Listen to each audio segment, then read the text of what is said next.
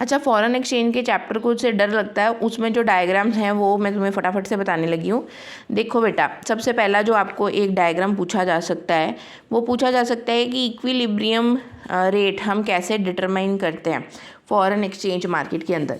तो क्या करना है आपने, ये आपने इसी तरीके से एक डायग्राम बनाना है, ठीक है। यहाँ पे आपने दिखाना है फॉरेन एक्सचेंज क्वांटिटी, मतलब जो आप क्वांटिटी लोगे, या फॉरेन एक्सचेंज कितना लोगे, क्वांटिटी नहीं भी लिखनी, फॉरेन एक्सचेंज कितना लोगे वो एक क्वांटिटी है, और फॉरेन एक्सचेंज रेट वो रेट है जिस पे आप उसको चेंज करोगे।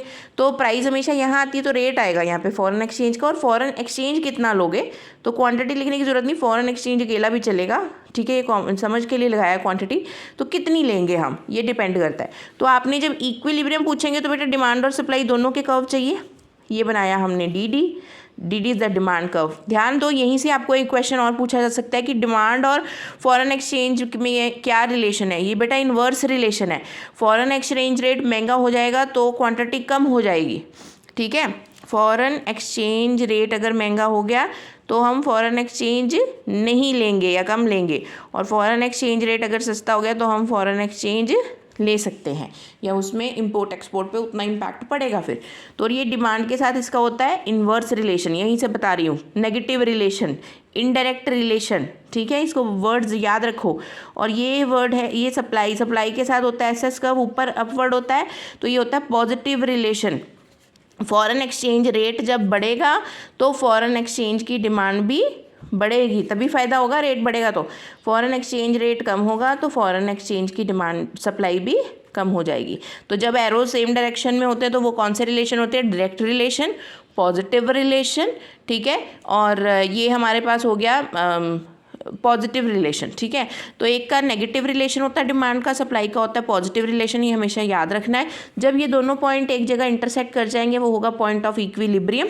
यहाँ पे आपने बता देना है कि ओपी ये जो है ये क्वांटिटी, ये रेट है, और इसी ऐसे रेट पर जो क्वांटिटी मांगी जाएगी वो ओ एम है, और ये है इक्विलिब्रियम पॉइंट। तो इक्विलिब्रियम इकॉनमी में आ जाएगा अगर ओ एम क्वान्टिटी ली जाती है ओपी प्राइस पे। पर ऐसा हमेशा इकॉनमी में होता नहीं है, तो डिमांड सप्लाई की फोर्सेस तो मूव करती रहती हैं।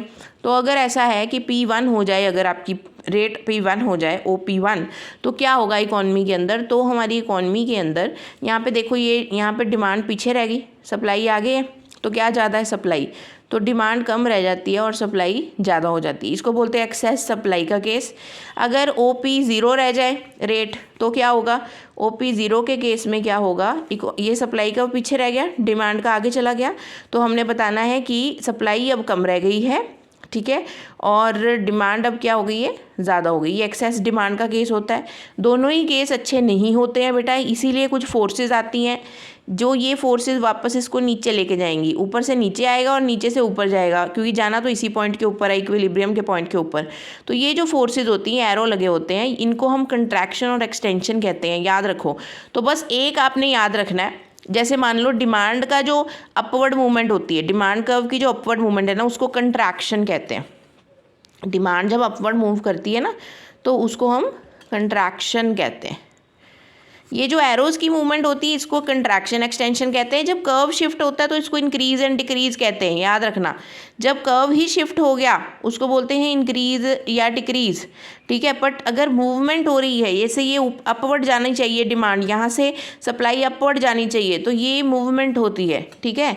तो यहाँ पर आपने अगर एक याद रख लिया तो सप्लाई का इससे ऑपोजिट है, तो सप्लाई का ऊपर होना क्या होगा, एक्सटेंशन, ठीक है। और अगर आपको मैं पूछूं डाउन, अगर डिमांड का अपवर्ड कंट्रैक्शन है तो डिमांड का डाउनवर्ड क्या होगा, एक्सटेंशन, ठीक है। और सप्लाई का अगर अपवर्ड एक्सटेंशन है, सप्लाई का डाउनवर्ड क्या होगा, कंट्रैक्शन। तो एक याद हो गया तो सारे तुम्हें याद हो जाएंगे।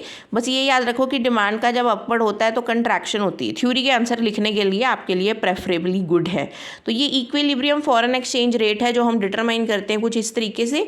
घबराने वाली कोई बात नहीं है, पॉजिटिव एंड नेगेटिव रिलेशन ही होता है, जैसा आपने जनरली माइक्रो इकोनॉमिक्स में डिमांड और सप्लाई का रिलेशन पढ़ा था पिछले साल में, वैसा।